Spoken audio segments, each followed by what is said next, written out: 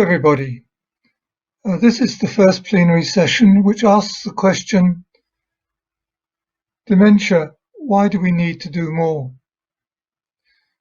And the question, of course, is how do we action the global dementia action plan? All the participants at this conference will have strong views about why the plan is important. But the real question is how different countries across the world set about implementing it. And at this session and in the remainder of the conference, I hope you get some answers that are relevant to your country. We have 3 speakers who will speak from very different perspectives on implementation. And at the end of the session, there'll be 15 minutes for questions and answers. So please reflect on your questions and post them so that I can ask them on your behalf. Our first speaker is Paola Barbarino. Paola has been CEO of Alzheimer's Disease International for 4 years. Paola has brought new life, energy, passion, and commitment to our organization. She's a pleasure to work with, and I'm sure you'll appreciate why as you listen to her now. Paola, the floor is yours. Thank you very much, Glenn. Good morning, afternoon, evening again, ladies and gentlemen. Last January, I was about to write the speech for the Singapore conference when the first news of COVID-19 hit us. So much has happened since then. So many lives lost, so many families heartbroken, as we witness the human rights of all the people, and in particular of people with dementia, trampled on all over the world. But in this difficult year, we have learned a lot about ourselves. We have seen us coming together as a movement more than ever before. We have realized we are many. We have many strengths. We have resilience. We have compassion. We are not scared of challenges. Above all, we know how to help each other and how to help those who are most vulnerable. In our hour of need, we have come together and we have succeeded. I feel we have made the world a smaller place, less scary. We have all grown stronger, more assertive, more conscious of our capacities.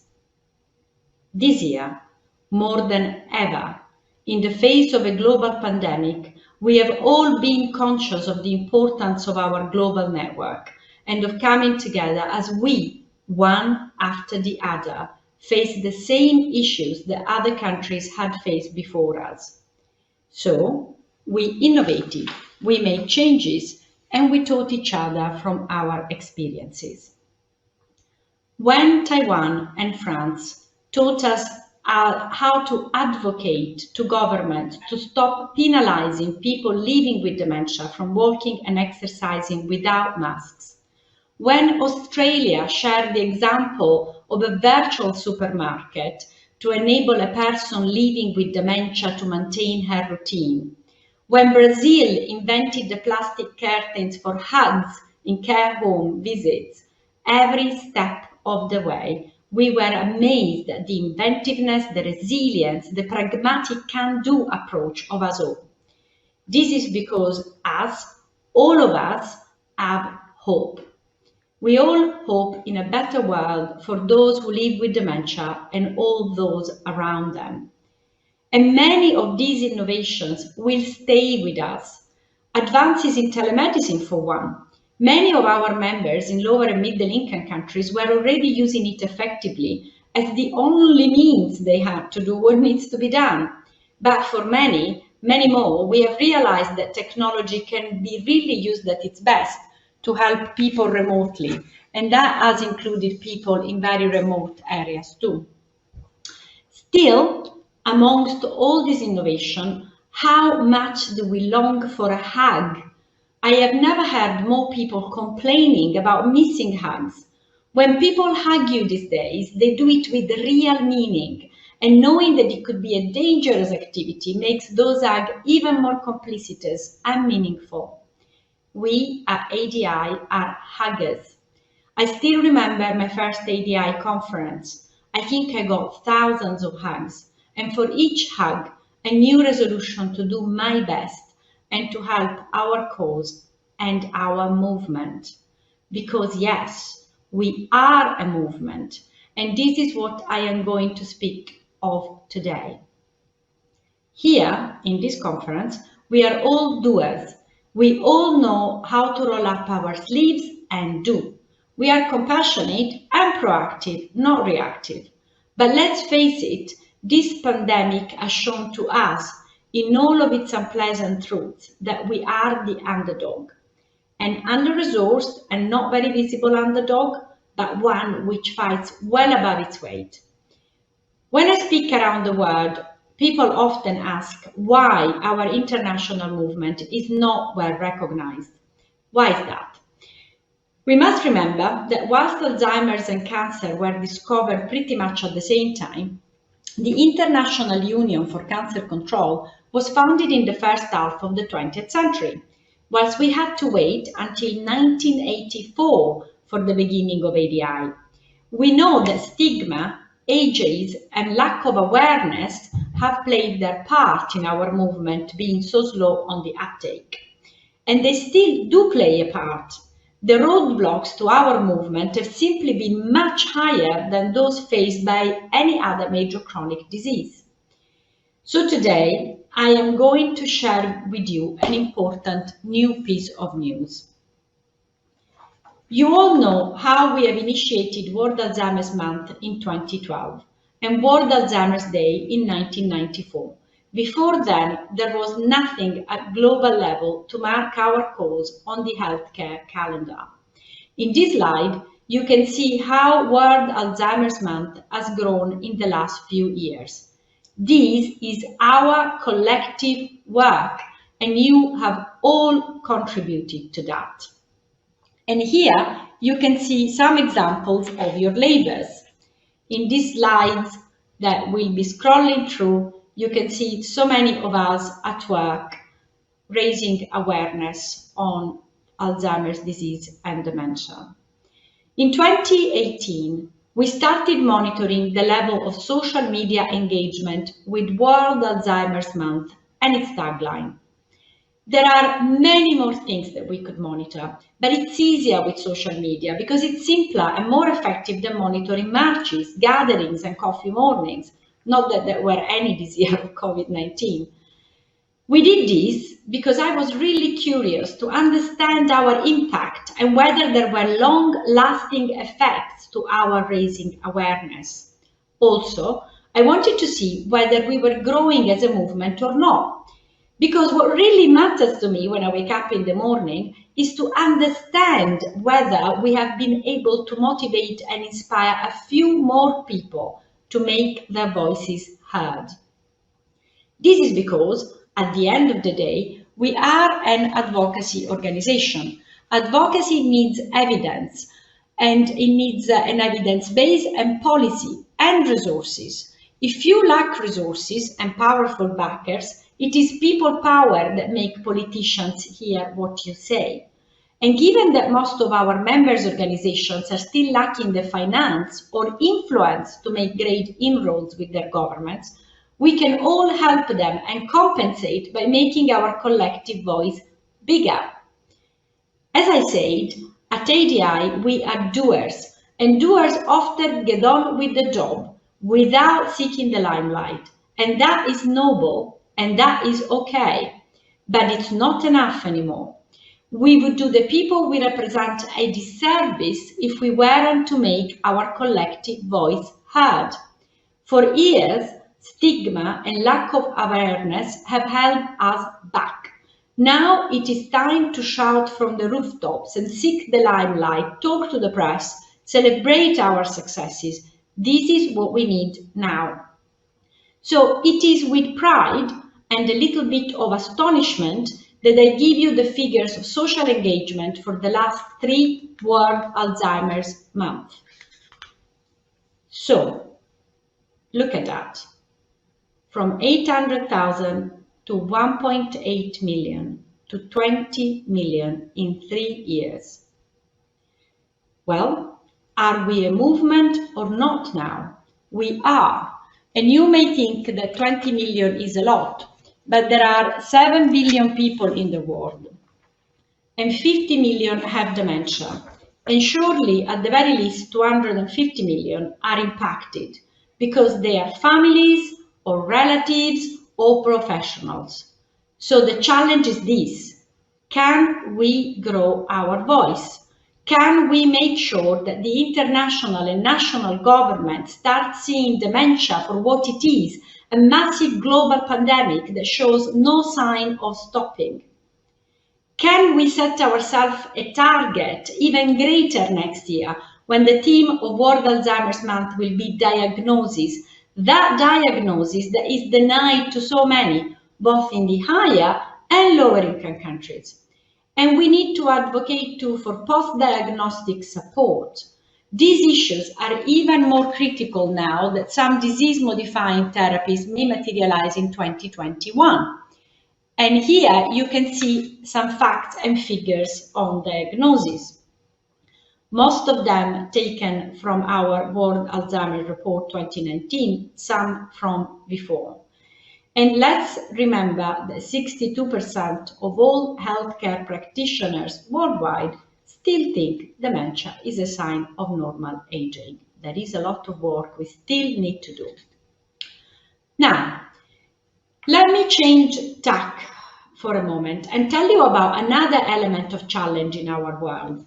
When ADI advocated for a global dementia action plan at the World Health Organization, it was on the basis that we strongly believed as an organization that the solution to dementia has to be, yes, global, but also standalone. Let me explain. It is quite rare for WHO to have global plans for one disease alone. More normal to have those for a group, like a neurological plan or a mental health plan, say. But the reason why we fought for a standalone one is that dementia is a really complex condition with a long timeline, with many different elements to it. It encompasses a lot of areas, and it is difficult to even explain to people what all of these are. Even when we advocate to governments, it is often complex to understand which ministry has responsibility. Is it health, public health, welfare, labor, social affairs, a bit of all? At each step of the way, people who deal with dementia need a panoply of knowledge, techniques, support, and it is extremely difficult to deal with the disease per se, let alone attach it to other diseases. At the end of the day, we are talking right now of 104 routes to developing dementia, of which Alzheimer's is sadly the most common. So how easy is it to find a way in this labyrinth? Even in countries where a diagnosis of a specific type of dementia is more commonly available, people going through it and their families are often completely in the dark about how the disease will evolve, as my friends who have dementia in their families often point out to me. So when the WHO approved the dementia as a standalone plan, we were delighted, but its standaloneness, so to speak, is constantly at risk. At international level, governments prefer to deal with diseases under smart-sounding labels, which make them look as they are doing a lot of work in one area, whilst not ever telling us what are they doing for a disease in particular. And crucially, not ring-fencing a budget for a disease in particular. But we do know the societal cost of dementia because we, ADI, you, our members, have gone out and invented a methodology and found those numbers. We must not let any label bedazzle us. In order to see results, we need to see clearly written commitments and budgets. So, when we see dementia tagged under one of these international labels, on these slides there are a few for you to ponder on, all we think is that this will be a handy way to make sure dementia does not get a formal seat at the table. So, let me give you a few examples. Last spring, the World Health Organization did a survey on non-communicable diseases and COVID with world governments. Dementia is officially a non-communicable disease, but did they ask the governments to collect data on dementia? They did not. Cancer was there, and diabetes and heart disease too, all causes with larger budgets and a longer presence than us.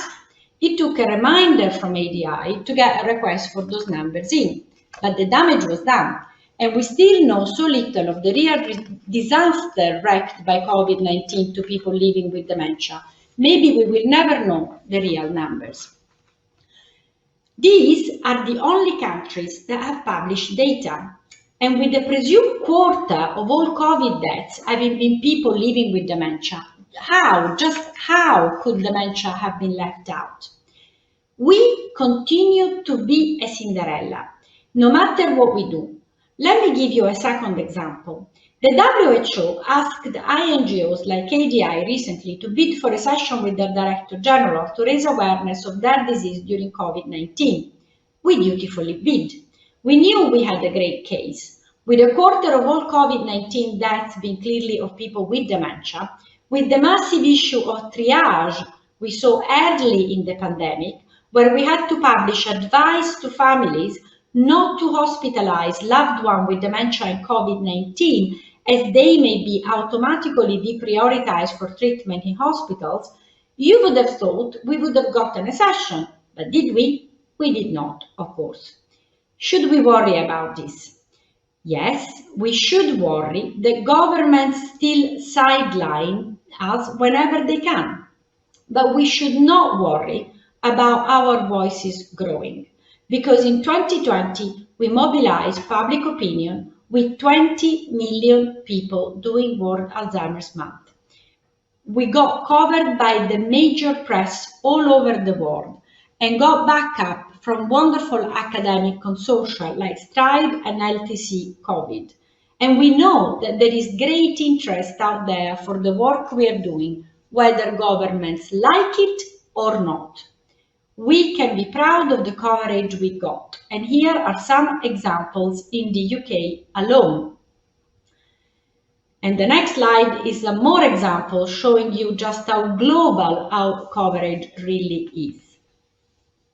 In a horrible way, the fact that our constituencies so strictly overlap with the majority of people stricken by COVID-19, and that governments paid so little attention to them, and that so many of them were victims of the virus, has brought in sharp focus just how little value governments have given to the life of old, vulnerable, and frail people. And we must never let them forget that. We can afford to be proud of what we did against the odds. So, by all means, we should continue to try and get a foot in the door, but be it with UHCs, with SDGs, with NCDs, or whatever other acronym they throw at us. But one thing, we must make sure that dementia is never forgotten. And we continue to work successfully with governments where there are enlightened and proactive policymakers who understand our plea. This year alone, we have made massive steps forwards with China, Dominican Republic, Germany, and Iceland. Often, change happens because someone in power knows what dementia is. And when we find that person, or they find us, things happen. Every time someone understands exactly what are we talking about and takes it upon themselves to make a difference, we make a step forward. Thank goodness for that. And we have high hopes for the G20 in Italy and in India. We are a grassroots movement focused on the needs of people with dementia and their families. We have always been, we always will be. But we need to do more to make our voices heard. We have been swept up in a tsunami of stigma. It's time to raise our heads, to be proud of what we are, to be louder together. This is where we are with the Global Dementia Action Plan. As you can see, there is an awful lot of work still to do, to paint the globe red. The goal, as you can see, is still far from having been attained. We know it, the WHO knows it. We need to accelerate this process, especially in lower and middle income countries. Can we really hit the targets in 2025? Dévora will tell you more on that after this speech. Believe you me, her group is trying really hard, and we really appreciate all the work that they do. But they need us. They need us to be stronger. They need us to speak louder because they too are small and having to deal with a million priorities. If we want dementia to really be tackled, we need a movement that has political clout. And so this is our new strategy for the foreseeable future. You will remember that up until 2017, it was growing our network and to get a global dementia action plan. In the last 3 years, we have brought our advocacy to new heights at multilateral, regional and national level, but it is not enough. So this is our new objective. Let's be stronger, let's be louder, let's be closer than ever before. I know we can count on you. Real challenge is achieved by collective work. So let's go together to inject hope in the age of dementia. Thank you.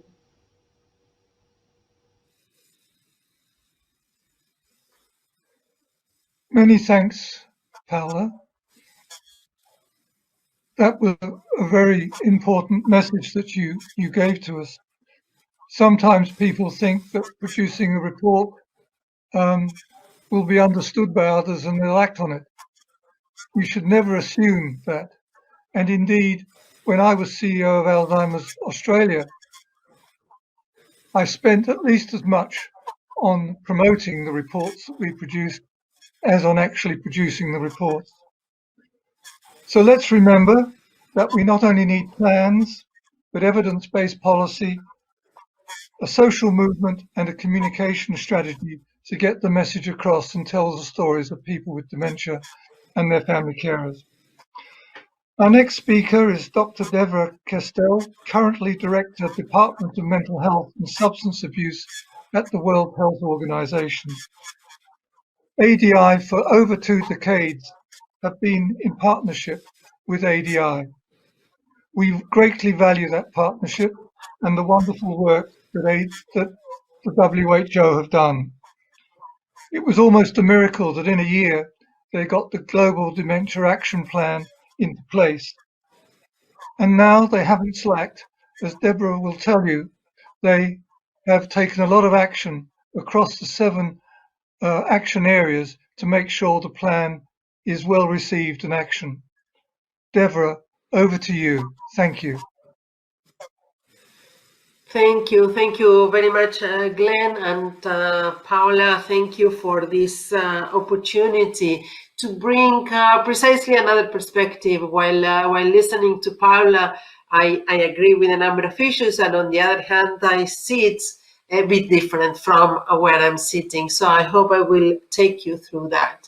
So please, let's move to the next slide. And as was mentioned, and as you already know, the Global Action Plan on the Public Health Response to Dementia was adopted in 2017 by the 70th World Health Assembly, and it represents a global commitment to address the public health challenge of dementia and improve the lives of people living with dementia, their families and carers.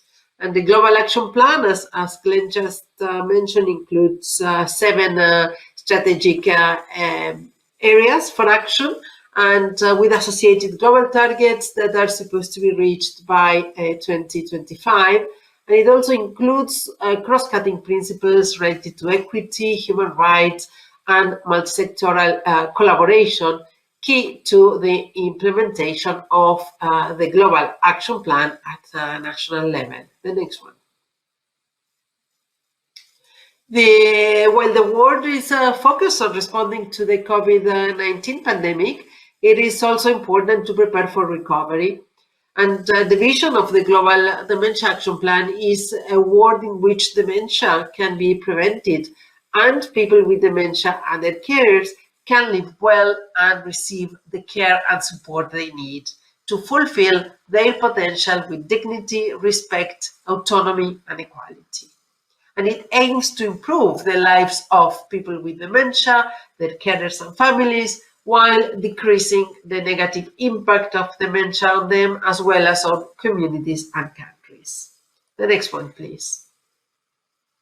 So the Global Action Plan is strategically linked to various international commitments, and although I understand the perspective just mentioned by Paola about the importance of the one topic, its presence across or linked to others, it has precisely the importance of being always part of a discussion or potentially part of action, which is what we need. While then we have the specific action plan to focus on and to be more precise on what is needed. So we have there the UN Agenda for Sustainable Development and the Sustainable Development Goals, the SDGs.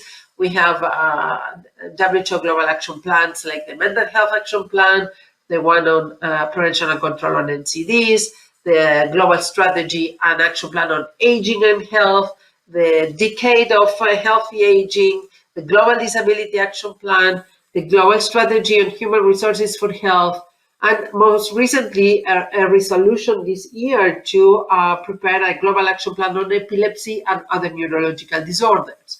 So then there are all the regional action plans on related to these topics, and they challenge, but the opportunity is how do we do to advance the dementia agenda while advancing each one of those others. Because if we talk to any colleague of each one of those areas, everybody will argue why theirs is more important. So the smart thing is to see how we link them all and make good progress with each one of them on the specifics of dementia. The next one, please.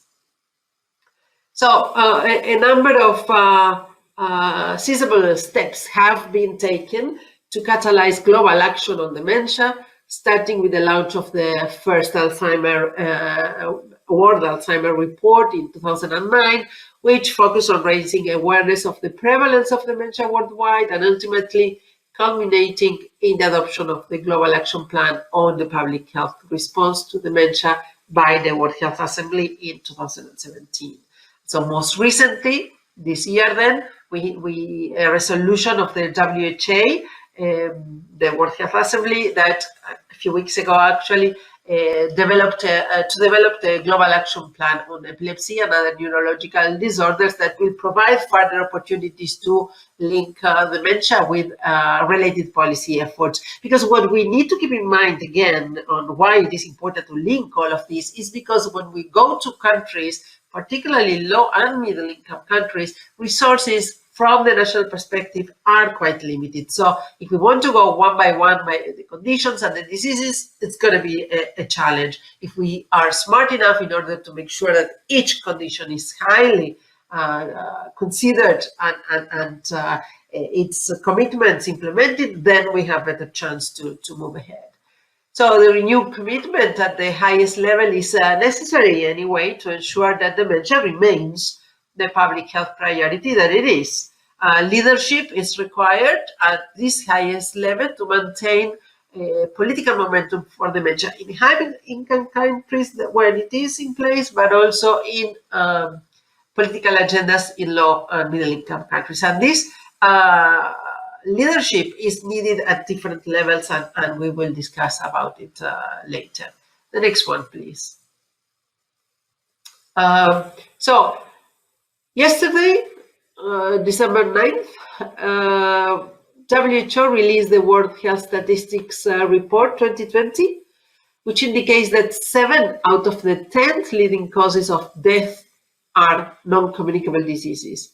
And that includes dementia as the number 7 of that. These figures reinforce once again the importance and the need to prevent and address dementia through comprehensive public health approaches. One more confirmation. The next one, please. Adopting comprehensive public health approaches to dementia is particularly important within the context of COVID-19. The pandemic has had a devastating impact on people with dementia and their carers. For example, we know that social isolation, reduced physical activity, and decreased intellectual stimulation can worsen cognitive decline in people living with dementia. The COVID-19 pandemic has disproportionately affected older people with dementia, representing the second most common comorbidity associated with COVID-19 death, and right after cardiovascular diseases. And people with dementia are both at increased risk of complications and death from COVID-19. The pandemic has also brought to light clear healthcare system gaps, including disruption to essential services that people with dementia and their carers rely on, and that resulted in delayed access to diagnosis and post-diagnostic support, as well as needed home and carer support services.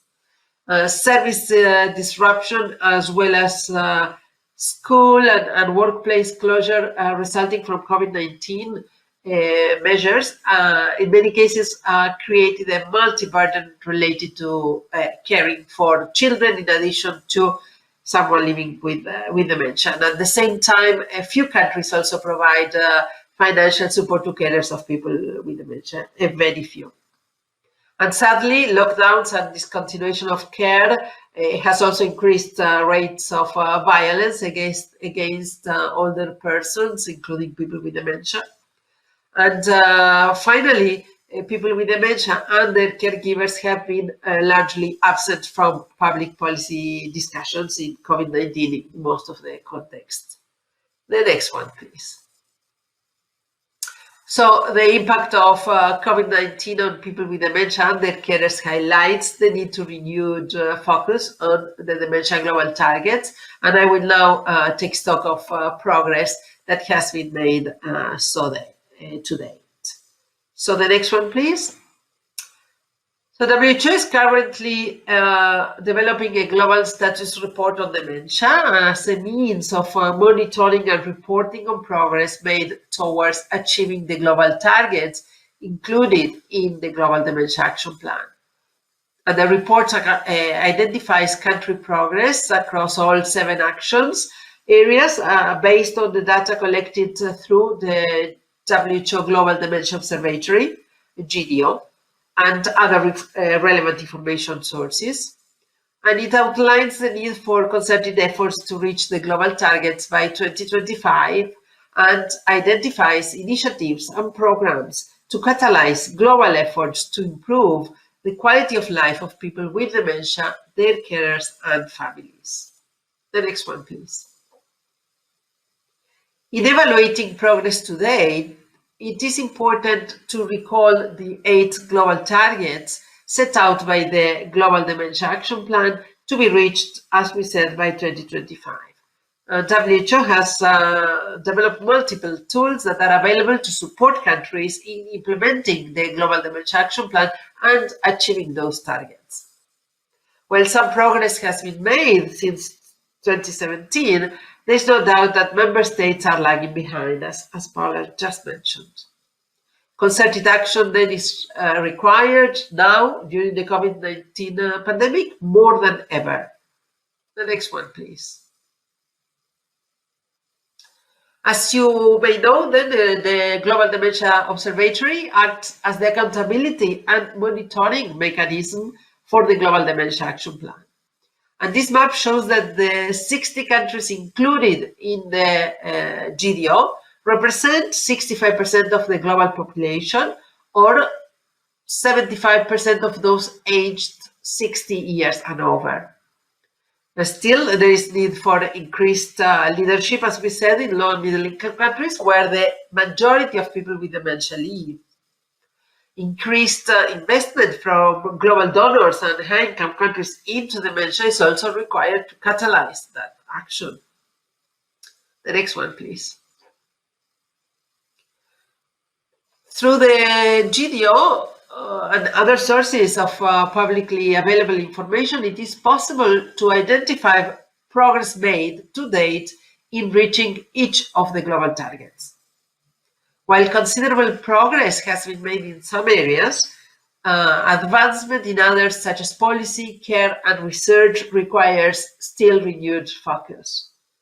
This slide shows you in green the progress made so far, and the orange bars represent countries where action is still required. The global targets are indicated as the black lines. So you can see that is more what we need to achieve than what we have achieved so far in most of the cases, with a few exceptions. The next one, please. So I will now review how we can catalyze global action for dementia in some of the action areas. I will go a bit fast because time is running. The next one, please.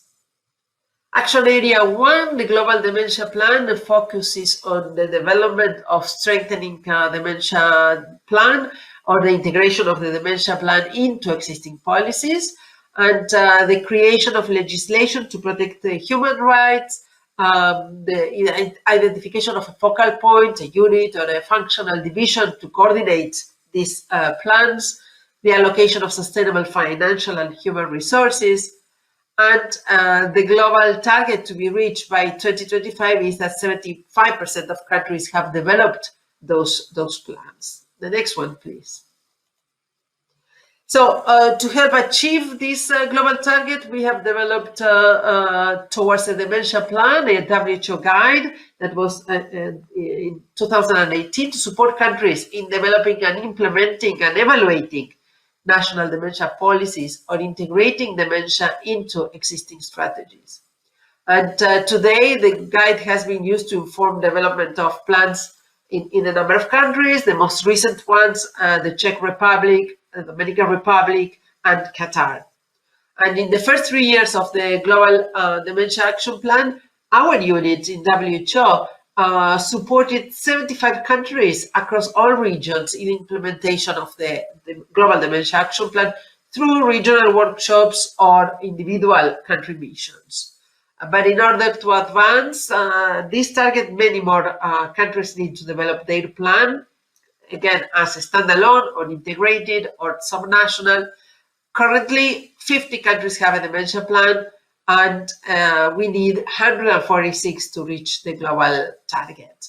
As shown earlier, there are many strategic linkages between dementia and other areas, but then we need to focus on the policy needed. The next one. Action Area 2 of the plan focuses on implementing public health and awareness campaign for dementia, fostering dementia-inclusive societies by supporting changes that are needed, developing programs to encourage dementia-friendly attitudes amongst communities, and the global targets are 100% of countries will have at least one functioning public campaign on dementia to foster a dementia-inclusive society, and 50% of countries will have at least one dementia-friendly initiative in place. The next one.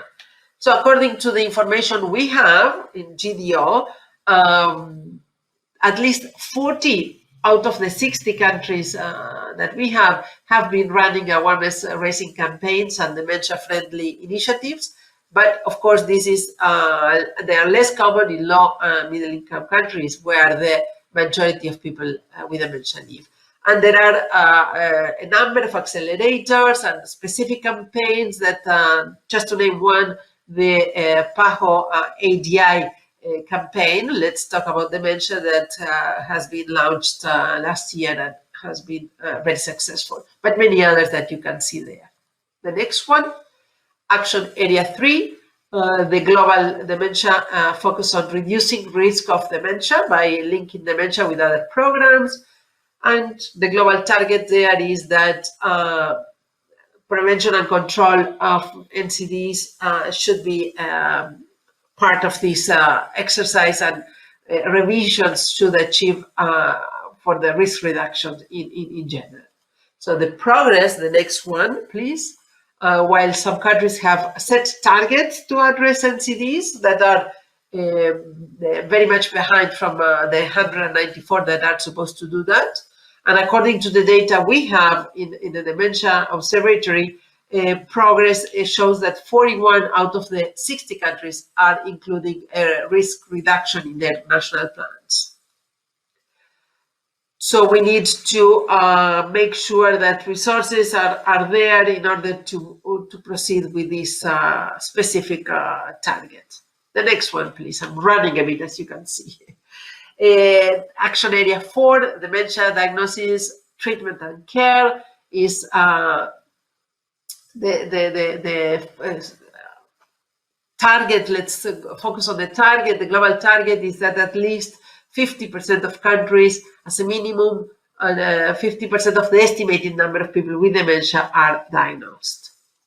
The next one, according to the GDO data, much progress is required to meet this target. Too often the workforce is not adequately trained, services are only available in the capital or in the main cities, and the majority of dementia cases still go undetected globally. And as accelerators, we see that the Mental Health Action Gap Action Program, the MHGAP, that aims to scale up care, is a very useful tool that, when used, shows progress. And there are other related programs, such as ICOPE, for example, where dementia is included, and an upcoming rehab package for dementia as well. The next one, the action area 5, the focus on supporting dementia carers, and the global target is that 75% of countries provide support and training programs for carers and family of people with dementia. The next one, we have tools that have been developed, the iSupport for dementia, iSupport Lite that was released during COVID. We are coming with the M-Dementia and others that you can see in the slide, and I have no time to go through carefully.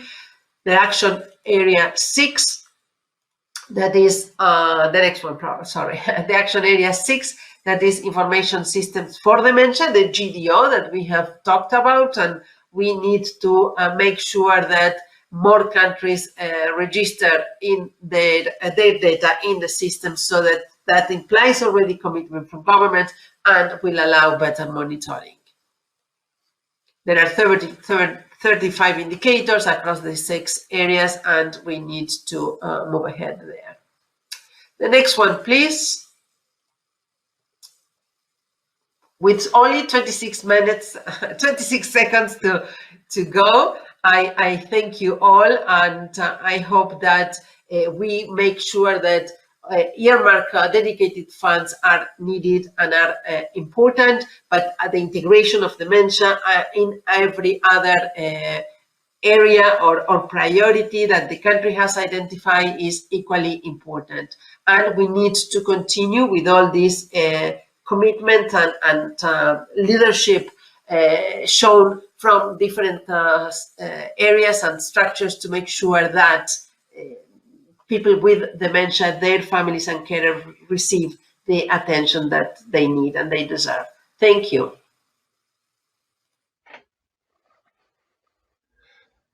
Thank you so much, Dévora, for a wonderfully comprehensive review. And we set you an impossible task to do it in 20 minutes. You really did well, and I'm sure many will want to look back at your slides and dig a bit deeper into the barriers to progress and the impressive amount of action that the WHO has in hand to implement the global plan. Just a reminder to post questions if you're anxious to understand better some of the things our presenters are saying. So let's move on to our last presenter, who is Nils Dahl, a senior policy advisor at Germany's Federal Ministry of Health. One of his main tasks is to coordinate Germany's national strategy on dementia. I'm sure I can speak for many of you when I say that the evolution of Germany's long-term care insurance has been a source of inspiration in demonstrating why LTC is necessary, the benefits that are covered, and the complexity of resourcing. Nils, the floor is yours. Many Thank you, Glenn. Good morning, everybody. I hope everybody can hear me because my connection just froze, but I think I'm back on track now. I'm happy to introduce you today to Germany's national strategy on dementia. The numbers in Germany are next slide, please. That we have 1.6 million people living with dementia right now, and this number is estimated to increase by quite a lot in the following years. And against this backdrop, the federal government of Germany initiated the development of a national dementia plan for Germany to sustainably improve the situation for people with dementia and for their families as well. The development and drafting process of our strategy took about 1.5 years. Major steps in this process were, of course, developing common goals among all stakeholders, then the drafting and final agreement of the strategy, and then the adoption of the strategy by the federal cabinet in July 2020. Next slide, please. But of course, the strategy is upon numerous preceding measures that were initiated by the federal government. Most importantly, the so-called Alliance for People with Dementia that was initiated and then implemented between 2012 and 2018. And many of the stakeholders that took part in the current or in the drafting process of our strategy were already involved in the work of this alliance as well. So it's a very important framework for our current work. Aside from this alliance, I will give you just a few examples of other important initiatives as well. In 2009, the German Center for Neurodegenerative Diseases was founded and is still funded by the federal government and by a number of state governments as well. And at this center, important research on dementia is conducted and will be advanced in the future as well. Then, out of the perspective of the Ministry of Health, very important in 2017, the legal entitlement to long-term care insurance benefits was expanded, and the benefits, the amount of benefits was raised. So people with dementia for the first time received equal access to benefits of the long-term care insurance funds, and that's a very important step for us as well. Then in 2019, also important because this is another perspective that is important in this context. The government initiated the so-called concerted action for the care workforce to improve schooling and working conditions for professional carers, and to improve the cooperation between professionals and family caregivers as well. And besides, of course, state governments of the German federal states had their own dementia plans as well. Then NGOs were really important in starting their own processes. And we considered the dementia plans of other countries and international action plans, such as the WHO action plan as well. So it's quite a complex work. Next slide, please. As dementia is such a complex topic, and you can look at dementia from so many perspectives, the drafting and development process involved quite a number of actors or stakeholders. The federal government, as I said, initiated this process, and it was then led by the Ministry of Health and the Ministry of Family Affairs. But the state governments and the local governments were involved as well. Then the German Alzheimer's Society, that consists of over 130 local Alzheimer associations, served as a vice chair in this whole process to make sure that we consider the voices of people with dementia and the families throughout the process. Then research institutions, the healthcare and long-term care insurance funds, professional associations of care staff, of general practitioners, of specialists were involved as well, and of course the providers of health and long-term care were involved as well. Next slide, please.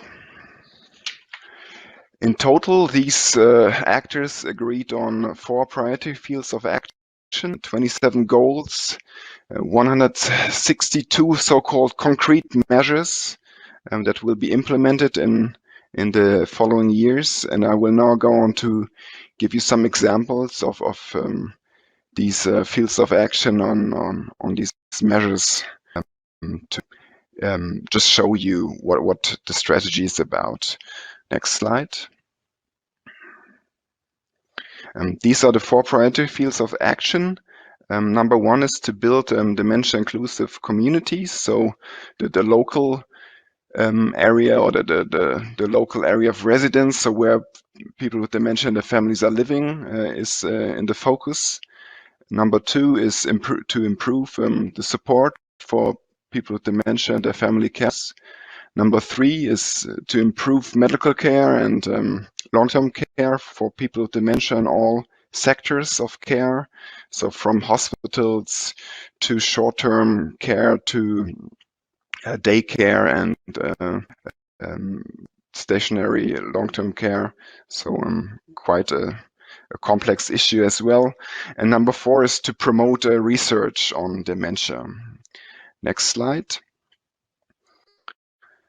And in the first field of action, we have already started a dementia awareness campaign to spread knowledge on dementia and on risk factors and on prevention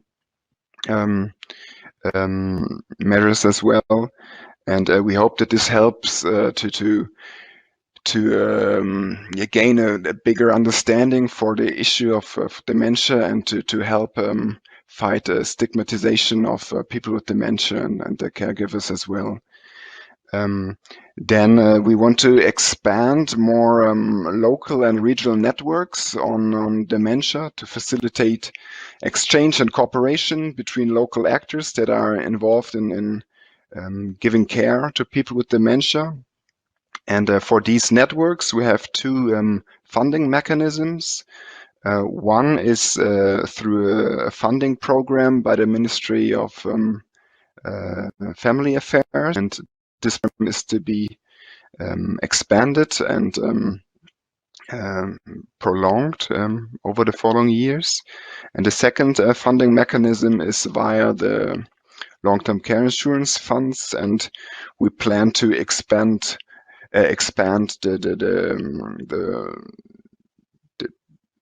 the funding amounts for this networks, and to ease the application processes for this funding as well. And then we also plan to intensify municipal planning of care for older people, and to make sure that dementia is considered in these planning activities by the local authorities. And in this regard, mobility services are also a big issue, and we hope to expand mobility services for people with dementia. And for example, persons working in public transportation are to be trained with a dementia-specific basis qualifications, such as a Dementia Friends course or something similar. Next slide, please. Yes, we will examine how we can implement a so-called dementia care management via the long-term care insurance system.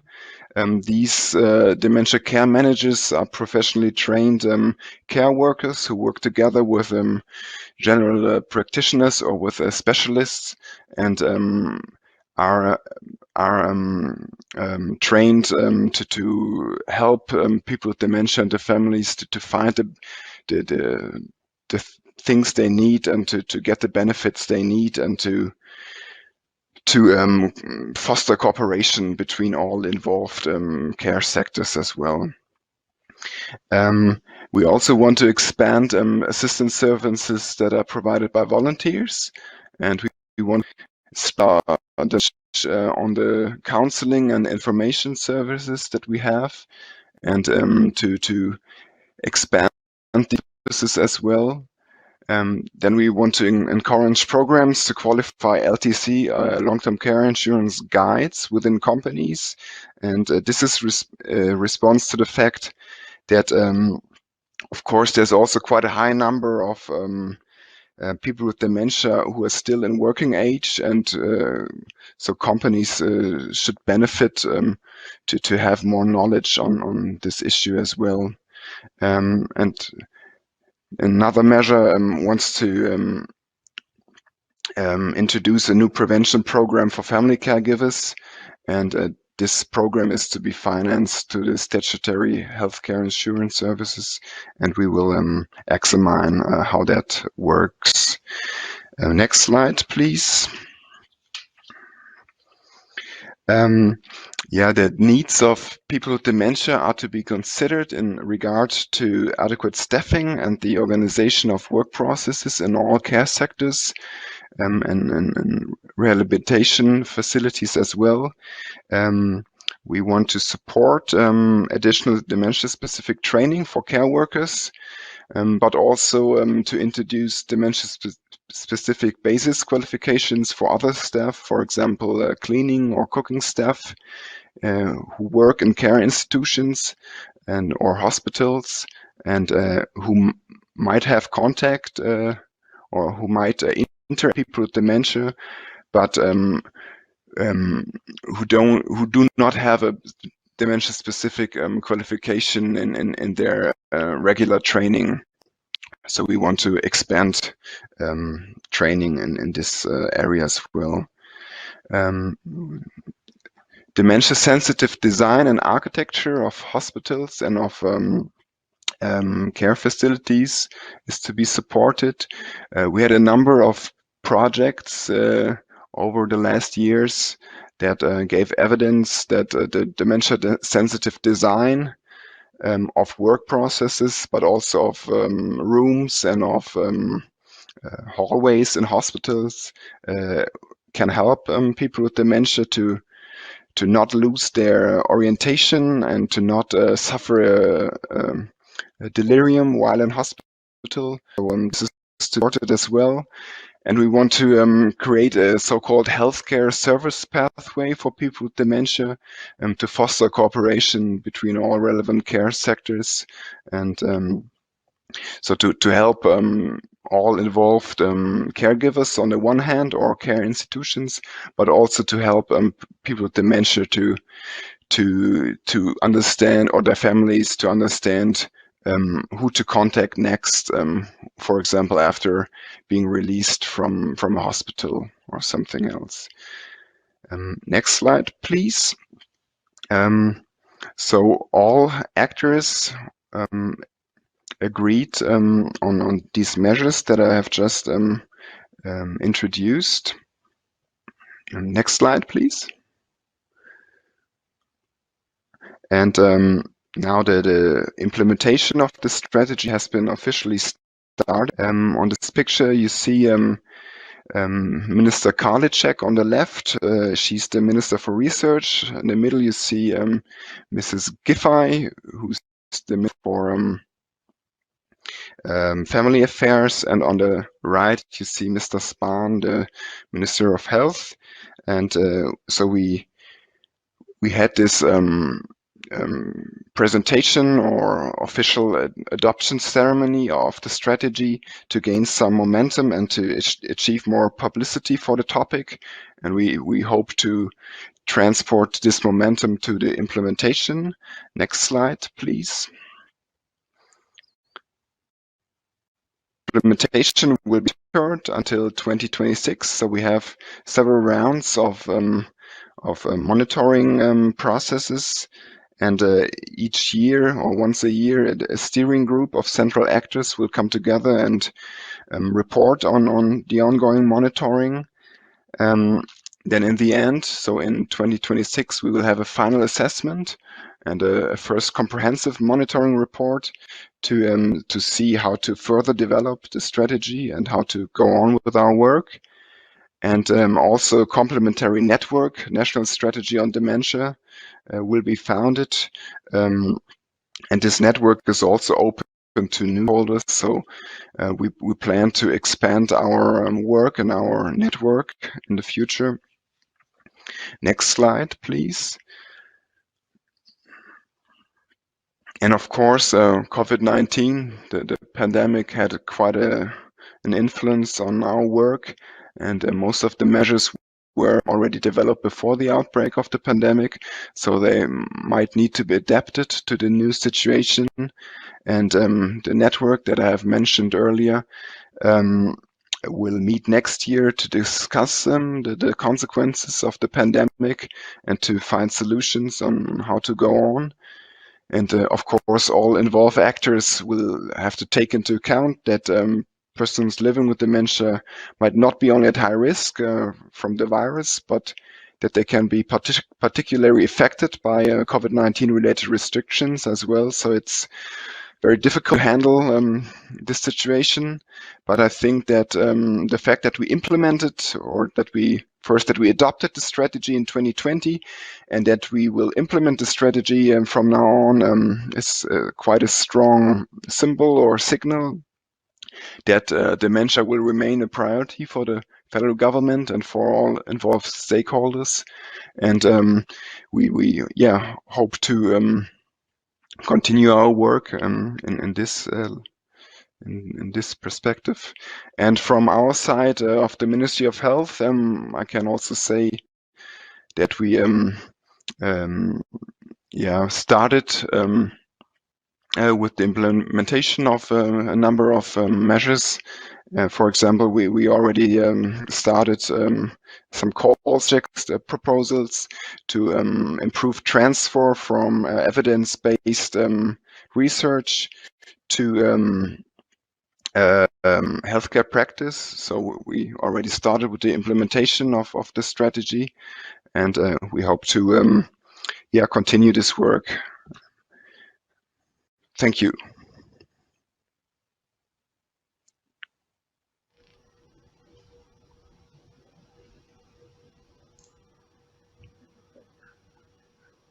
So, have we lost Dévora?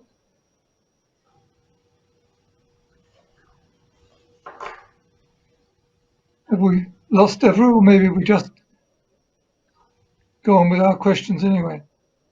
Okay. So, Paola, there was one question for you and for Dévora, which was from Ming Zhen. It seems the attitude and friendliness to people living with dementia gets worse in a crisis. The public may think of people living with dementia as a burden in a pandemic. Is there any further plan ADI and WHO would like to address this? Well, it's an interesting question. We certainly hope that the attitude and awareness to people living with dementia, one of which is our wonderful Emily Ong that spoke just earlier, may not be that. Certainly, from our viewpoint, the most immediate effect, the thing that I'm concerned with the most, shame Dévora is not online, to listen to this. I participate in the COVAX meeting at WHO, which is the meeting that discusses what's happening with vaccination, and most crucially is focusing on logistic and deployment. And it is from that group that first came an important message that to governments that priority should be given to healthcare workers, obviously, but secondarily to the older population, which is disproportionately more affected. This is sound scientific advice, and to the most vulnerable. And I was struck yesterday in the meeting, somebody asked the question, but shouldn't we instead immunize younger people? It wasn't quite like that, but I paraphrase, but that was the spirit. And I know that in many countries, people are starting to consider this question. But once again, you know, attitudes should not change. We know that Taiwan and France advocated successfully when governments were trying to penalize people wandering in the streets or not wearing masks or not socially isolating, having dementia. And it's ever with our cause is an issue of education.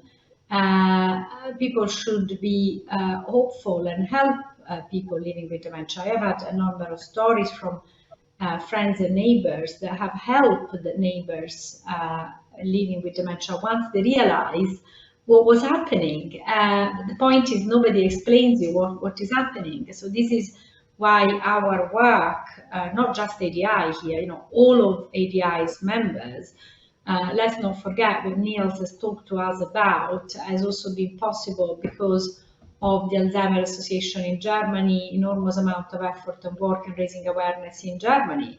So, you know, our members' job is to make sure that people do not deprioritize people with dementia or think they are a burden, a word which is particularly awful to us. But, you know, they're part of society, and as we would not abandon women and children in an emergency, we should not abandon our elder people.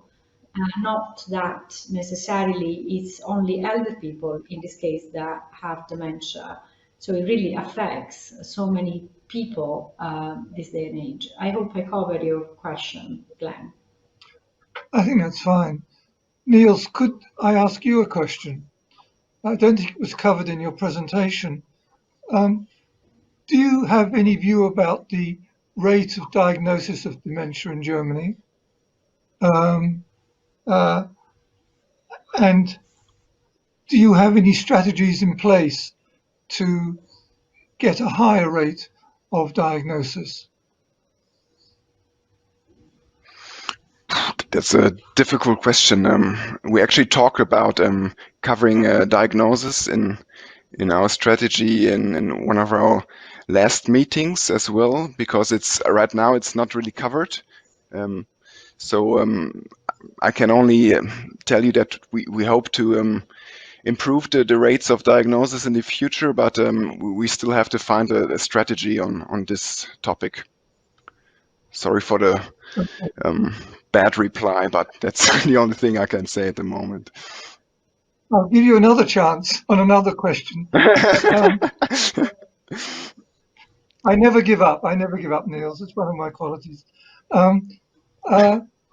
What happens to a person with dementia in Germany after diagnosis? Are they looked after in terms of access to a plan or support or information? And is that done in a systematic way? Or do they, as in Australia, rather get lost unless the doctor is very well informed about the service system? Yes, theoretically, all involved sectors of healthcare and long-term care should come together and deliver a smooth pathway for people affected or their families. But in reality, we of course receive news that's problems. So what we want to do is all the counseling services and all the information services that long-term care insurance and healthcare insurance offer. We want to spread information about these services and these benefits to improve healthcare literacy among the population. So in theory it should work really well, but in reality it's always more difficult, and our strategy exactly tackles this issue, this gap between theory and practice. Okay. There's another question for Dévora, but in her absence still, I'll turn to you, Paola, because it may be something that ADI should be thinking about anyway. One participant has expressed some alarm about how long it takes to get anything achieved, and that the pandemic will make that even harder. So the question is, are we going to press for the plan to be extended beyond 2025, perhaps, for example, to 2027? It's a good question. And by the way, Dévora has been texting me saying that she's trying to get back on the Q&A. So we may be able still to hear from her before the end of the session. Well, should we? In a way, we have left a lot of our options open for next year. We have not completely closed our policy thinking because of this, because we do think there are going to be opportunities available. Certainly, the WHO was supposed to present their review, the one that Dévora talked about in her presentation, in 2020, and that did not happen in May because of COVID-19, and hopefully it's going to happen next May. So, in effect, we could argue that there has been a year of suspension. I personally find it quite difficult to readjust targets because it kind of loses momentum. And I would not necessarily think that that is a good thing to advocate for. I mean, we represent people living with dementia, family living with dementia now. You know, moving a target is not going to make their life better sooner. And putting a little bit more pressure on, it's something that we should do anyway. But we need to be pragmatic. You know, this has been a year of reckoning for so many people. And I think our focus should continue to be in making sure that governments do not deprioritize dementia, continue their momentum when there is some, and continue to ring-fence budgets. I'm looking at it in a different way. We can look, as I said in my presentation, at all the way that people living with dementia have been further stigmatized, or the elders in general have been further left behind, or marginalized as a group, as a powerful leverage with government to say, what are you doing? And this well of public opinion of all the families that have been left incapacitated to hug and visit their relatives, certainly governments have understood that for all of us, this is a big issue. This is not something that can be swept under the carpet. So I'm more inclined to that, but I'm keeping my mind open. It may be that pragmatically that's the best thing to do. Nils, can I come back to you?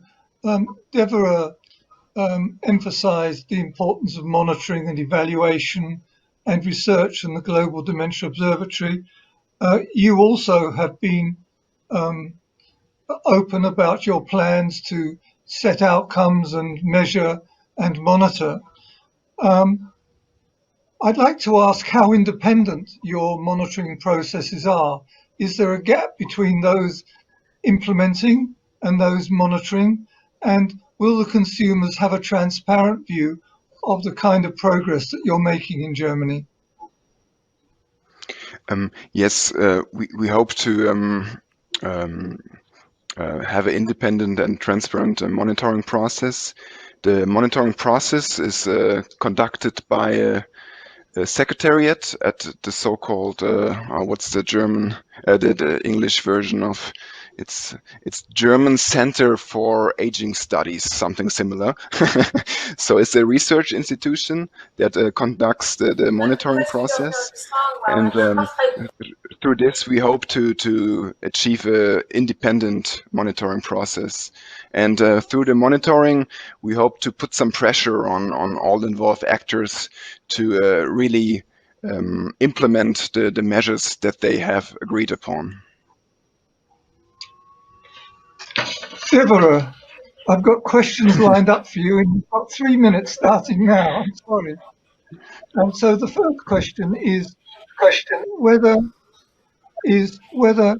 WHO has any plans to modify the global plan to take account of the further work that's needed post-COVID. I apologize for having all this in and out. I'm sorry.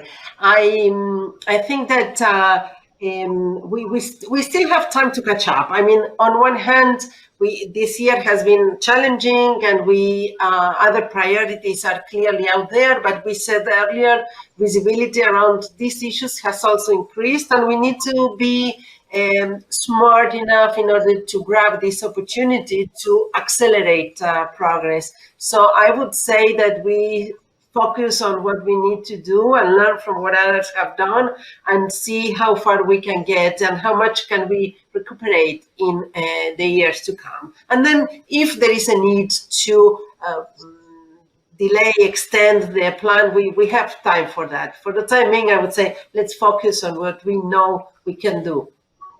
Thank you. Okay. Another question touches on that, and Paola responded from the point of view of ADI, which was that because of the pandemic and having perhaps lost some time, should we extend the plan to 2027? Well, that's, I thought, what I was trying to say, that we still have time to decide if we need to extend. A few weeks ago, we presented the report of progress reports, right, where we were. Now, we have the time to catch up, and we need to see if we need to extend in the next progress report. We can consider that. But I think it would be too early to say, oh, we won't make it. Let's try to make it, and then we see what is pending. Okay. One last question. You've mentioned the progress report that will come out next year, as I understand what you were saying, Dévora. Do you have a communication strategy in mind? Because it will be a very important point in time for ADI, our networks, and other stakeholders to actually have another go at advocating to national governments and trying to raise the issues around dementia. Have you got any thoughts on communications at that point?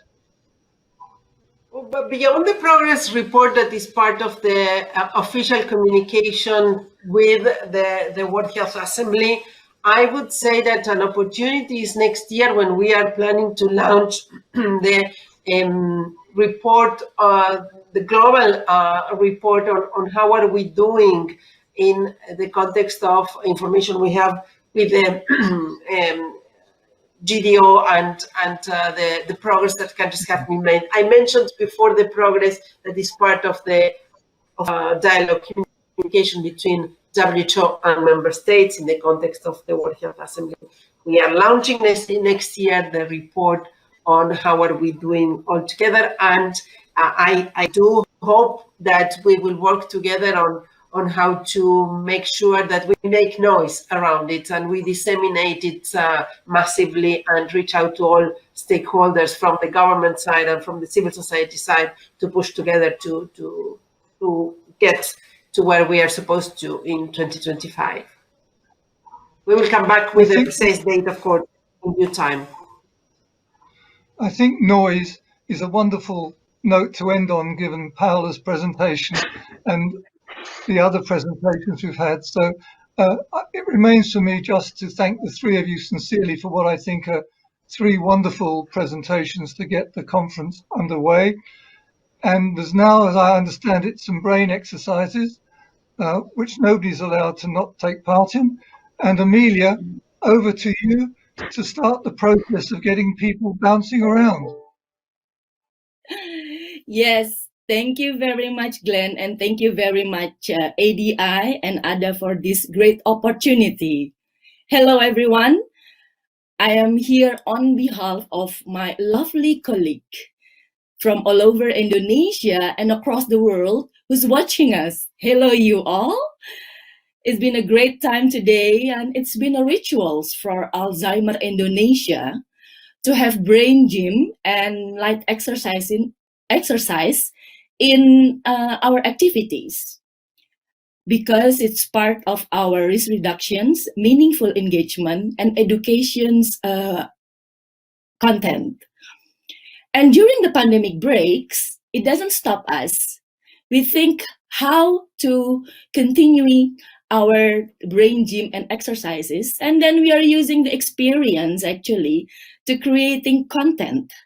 So we made a content for video messages and YouTube content, so everyone can enjoy our brain gym and light exercises. It's not only brain gym, but it's also recipes and dementia tips and tricks. And now we would love to invite you, all of you here, participants, to experience one of our brain gym by Alzheimer Indonesia Risk Reduction Team, created by Lely Milawati and team. This move inspired by the hand washing during the pandemic COVID-19 times. Thank you everyone in advance for joining our brain gym now, and enjoy the conference, and let's do it together with this video.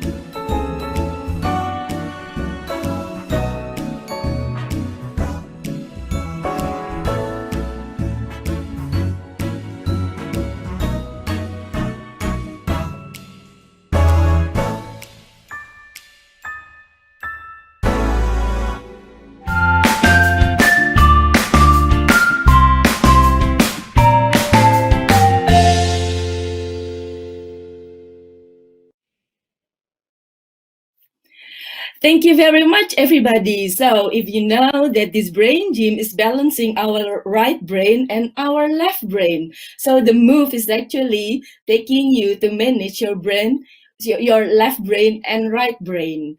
And thank you very much. You can go to our YouTube channels for more brain gym that everybody can use and experience it together in your sessions. Thank you very much. Hope you enjoy the sessions and see you later.